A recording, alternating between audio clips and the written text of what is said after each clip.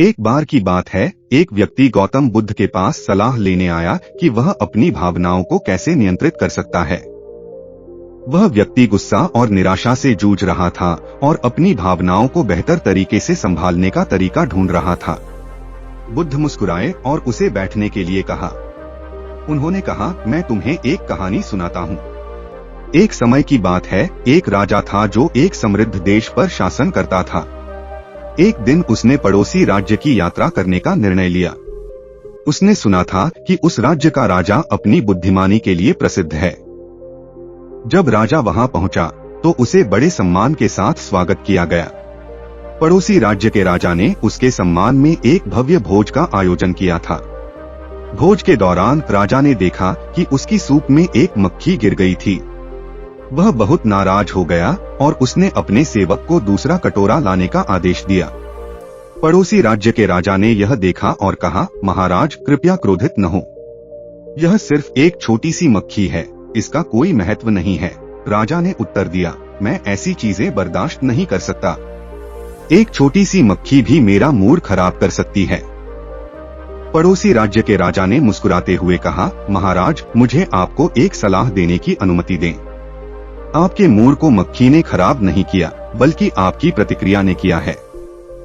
आपके पास अपनी भावनाओं को नियंत्रित करने की शक्ति है, उन्हें आपको नियंत्रित न करने दें। राजा ने इन शब्दों की बुद्धिमत्ता को महसूस किया और अपने राज्य लौट आया। उस दिन से उसने उन स्थितियों पर प्रतिक्रिया न देने का अभ्यास करना शुरू कर दिया, जो पहले उसकी भावनाओं को भड़काती थीं। उसने पाया कि वह चुनौतीपूर्ण परिस्थितियों में भी अपने संयम को बनाए रखने में सक्षम था और बेहतर निर्णय ले सकता था। नहीं सिर्फ राजा बल्कि हम सभी के लिए यह एक महत्वपूर्ण सबक है। हम अक्सर बिना सोचे समझे स्थितियों पर प्रतिक्रिया करते हैं और यह नकारात्मक परिणामों की ओर ले जाता है। गुस्से और निराशा के साथ प्रतिक्रिया करना हमारे संबंधों को नुकसान पहुंचा सकता है और हमें स्पष्ट निर्णय लेने से रोक सकता है। हालांकि यह समझना जरूरी है कि प्रतिक्रिया न देने का मतलब यह नहीं है कि हमें अपनी भावनाओं को दबाना चाहिए। भावनाएं हमारे मानव अनुभव का एक स्वाभाविक हिस्सा हैं और उन्हें स्वीकार करना महत्वपूर्ण है। बजाय इसके कि हम तुरंत प्रतिक्रिया दें, हमें अपनी भावनाओं को समझने के लिए समय लेना चाहिए और फिर समझदारी से प्रतिक्रिया देनी चाहिए। दुनिया के एक और हिस्से में एक युवा व्यक्ति माइकल रहता था। वह बहुत भावुक व्यक्ति था और अक्सर ऐसी स्थितियों पर तुरंत प्रतिक्रिया करता था जो उसे परेशान करती थीं। वह गुस्सा हो जाता और कठोर बातें कहता, जिससे झगड़े और दुखद भावनाएं पैदा होती। एक दिन माइकल ने अपनी भावनाओं को नियंत्रित करने का निर्णय लिया। वह जानता था कि उसकी आवेगपूर्ण प्रतिक्रियाएं अधिक हानि पहुंचा रही हैं और वह बदलना चाहता था। उसने माइंडफुलनेस और ध्यान का अभ्यास शुरू किया, जिससे उसे अपनी भावनाओं और विचारों के प्रति अधिक जागरूकता प्राप्त हुई। उसने प्रतिक्रिया न देने का भी अभ्यास करना शुरू किया। जब भी वह ऐसी स्थिति में होता जो उसकी भावनाओं को भड़काती, वह एक कदम पीछे हटता और कुछ गहरी सांसें लेता। फिर वह स्थिति का ठंडे दिमाग से मूल्यांकन करता और समझदारी से प्रतिक्रिया देता। शुरुआत में माइकल के लिए अपनी भावनाओं को नियंत्रित करना कठिन था। वह अब भी गुस्सा और निराश हो जाता, लेकिन वह एक कदम पीछे हटता और आवेगपूर्ण प्रतिक्रिया नहीं देता। जैसे जैसे वह अभ्यास करता रहा, उसने पाया कि अपनी भावनाओं को नियंत्रित करना आसान हो गया।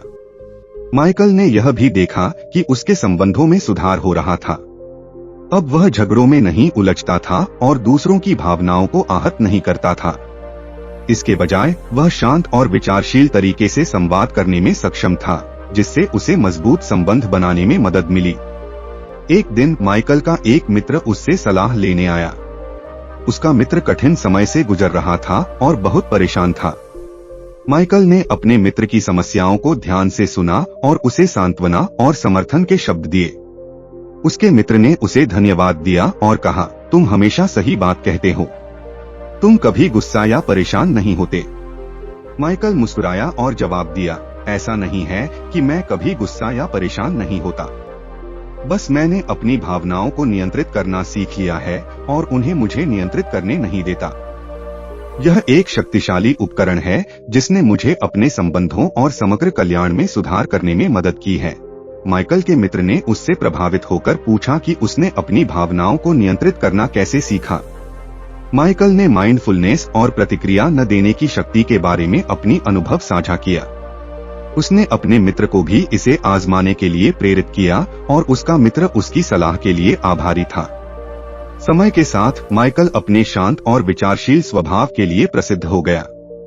वह कठिन परिस्थितियों को आसानी से संभालने में सक्षम था और लोग उसकी ताकत और धैर्य की प्रशंसा करते थे। उसने माइंडफुलनेस और प्रतिक्रिया न देने के कला का अभ्यास जारी रखा और उसने पाया कि इससे उसे आंतरिक शांति और खुशी मिलती है।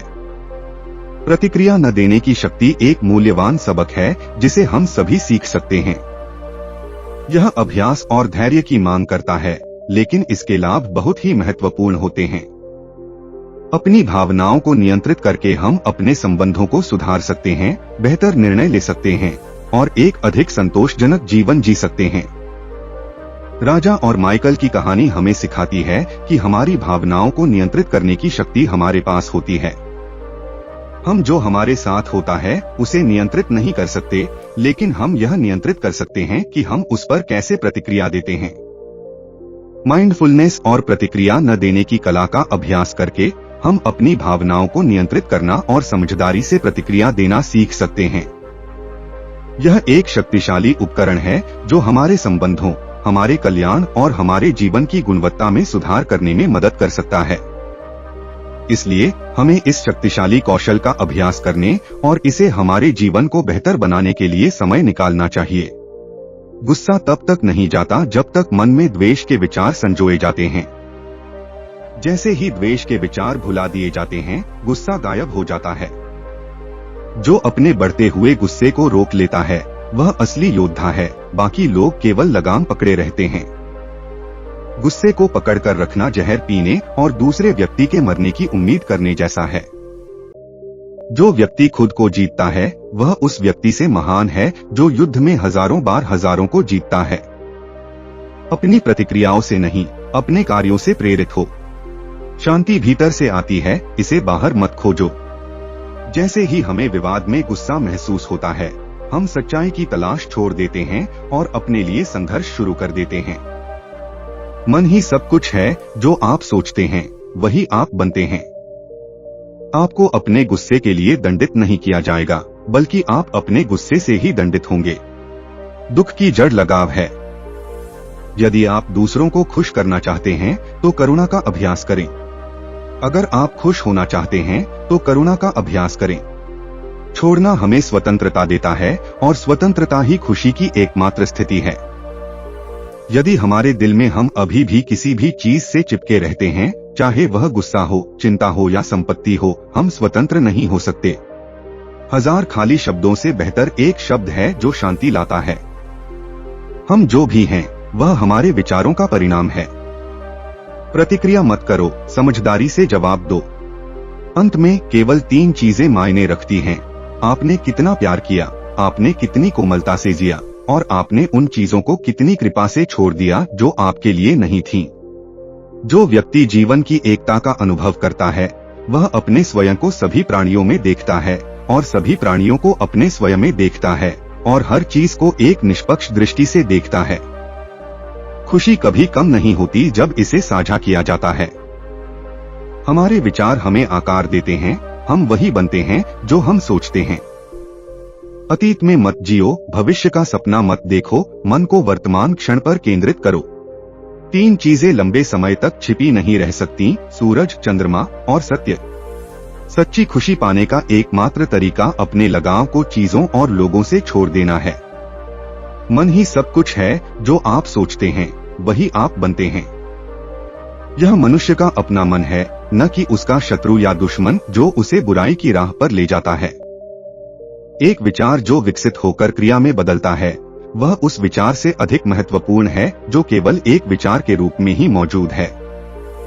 आग की तरह कोई भीषण चीज नहीं है, घृणा की तरह कोई शार्क नहीं है, मूर्खता की तरह कोई जाल नहीं है और लालच की तरह कोई धारा नहीं है। हम जो सोचते हैं वही हम बनते हैं। हमारे विचारों के साथ हम दुनिया बनाते हैं।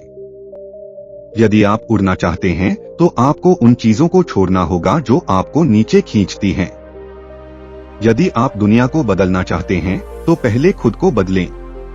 खुशी कोई तैयार चीज नहीं है, यह आपके अपने कर्मों से आती है। परेशानी यह है कि आप सोचते हैं कि आपके पास समय है। मन पानी की तरह है, जब यह अशांत होता है तो देखना मुश्किल हो जाता है, और जब यह शांत होता है तो सब कुछ स्पष्ट हो जाता है। जीभ एक तेज चाकू की तरह है जो खून निकाले बिना घाव कर देती है। ज्ञानी लोगों के पदचिह्नों का अनुसरण मत करो, बल्कि वही खोजो जो उन्होंने खोजा था। पवित्रता या अपवित्रता व्यक्ति पर निर्भर करती है, कोई दूसरा व्यक्ति किसी को शुद्ध नहीं कर सकता। हमें उठना चाहिए और आभारी होना चाहिए। अगर हमने आज बहुत कुछ नहीं सीखा तो कम से कम हमने थोड़ा सीखा। अगर हमने थोड़ा नहीं सीखा तो कम से कम हम बीमार नहीं हुए। अगर हम बीमार हो गए तो कम से कम हम मरे नहीं। इसलिए हमें आभारी होना चाहिए। जीवन में असली असफलता वह होती है जब हम अपने सबसे अच्छे ज्ञान के प्रति सच्चे नहीं रहते। अतीत पहले ही जा चुका है, भविष्य अभी यहाँ नहीं आया है। आपके पास जीने के लिए केवल एक ही क्षण है और वह वर्तमान क्षण है। आलसी रहना मृत्यु की ओर ले जाने वाला एक छोटा रास्ता है और परिश्रम जीवन का मार्ग है। मूर्ख लोग आलसी होते हैं और बुद्धिमान लोग परिश्रमी होते हैं। घृणा घृणा से समाप्त नहीं होती, बल्कि केवल प्रेम से समाप्त होती है। यही शाश्वत नियम है। जो भिक्षु अपने विचारों और चिंतन के साथ निरंतर लगे रहते हैं, उनकी जागरूकता की प्रवृत्ति वही बन जाती है। अतीत में मत जियो, भविष्य का सपना मत देखो, अपने मन को वर्तमान क्षण पर केंद्रित करो। आखिरकार यह मन ही सब कुछ है। जो आप सोचते हैं वही आप बनते हैं।